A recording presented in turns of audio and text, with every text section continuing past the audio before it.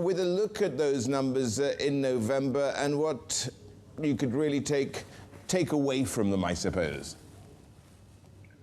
Well, these are numbers which we have out in the public are all the numbers of wholesale sales to the dealers. And they don't give quite the correct picture, because what one should be looking at is the retail sale to the customers which are taking place. The wholesale sales reflect inventory reduction or inventory building. And in November, we sold retail 167,000 cars, which was 68% higher than November last year. In October, the sales were actually higher even at about 191,000 cars, but that was only 1.4% higher than last year. The retail figures are very different from the wholesale figures. Well, absolutely. And so, I mean, what does that tell you, if anything, about what's going to happen looking ahead? How's current demand? Is that improving? And how do you see 2021? These are very basic questions about the outlook. Well, at the moment, December looks to go also pretty good, because the number of pending orders with the dealers and the rate of inquiries coming in is pretty good. It's held up even after the festival period ended. And this was a little bit surprising, because many people thought that there would be a drop after the festival period.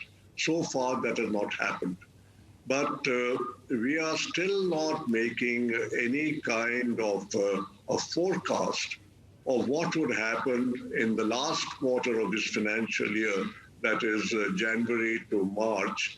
Probably in another 15 days or so, we will be able to get a better idea, depending how the inquiries and the orders shape up during the rest of the 15 days of this month. Now, during this pandemic, India went under a very early lockdown at one point, but during the pandemic, how's the pandemic really affected your day-to-day operations? Well, it affected us very seriously when the lockdown took place.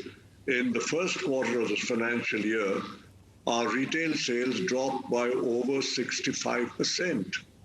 And we were all shut down. A lot of our people went off to their homes. And then resuming production was a challenge, because there were still a lot of restrictions about containment zones and people moving and the various safety regulations. So we started with one shift. We had to put in place all the protocols for safety, and we gradually built up production, with the result that in the second quarter of this financial year, we improved, and now we are running absolutely at full capacity. The variations you see in the wholesale figures partly reflect the number of working days in the year, in the month, because in October and November, because of the Dussehra and Diwali holidays, we had fewer working days. The result is that while retail sales have been very good, the wholesale has been lower, and the inventories with the dealers are probably at the lowest they have been for years. There's just about 10 days inventory with the dealers. You say, though, that you're running back at full capacity, which is a positive sign. Do you think overall, though, enough has been done to help the auto industry through this pandemic from government support? Well, at the moment, government support is not directly to the auto industry, though we have recently seen the government announcing the productivity-linked incentive scheme for the auto and the auto component industry. That scheme has yet to come into force, because the concerned ministries have to make the detailed scheme and announce it. But amongst the sectors, government is included for this PLI incentive scheme. Auto and auto sector is included.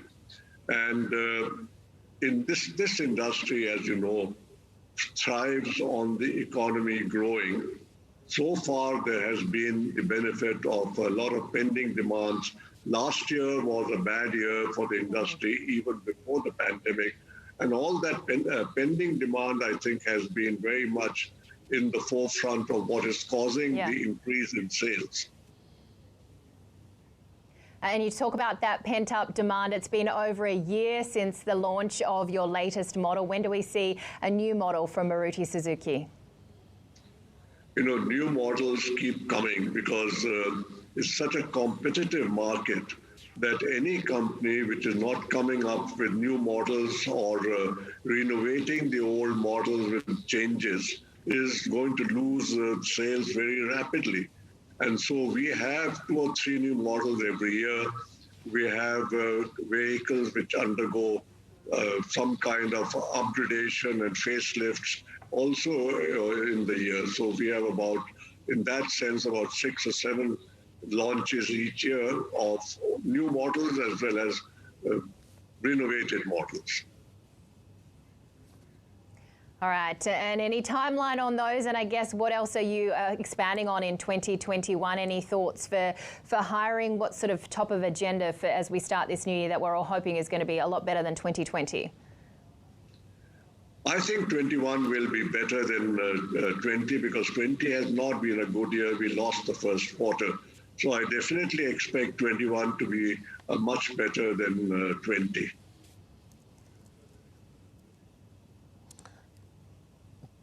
Mr. Bhargava here, also just taking a look at how this has affected perhaps warranties and things like that. Has it made any material impact on that? No, that's not made any difference because the policies have remained the same. The vehicles, of course, have been used less during this period of the pandemic because of various restrictions. And to that extent, because if a vehicle is used less, then the extent of repairs and the extent of warranty claims does come down. But that's temporary. I don't think it's going to make any real difference.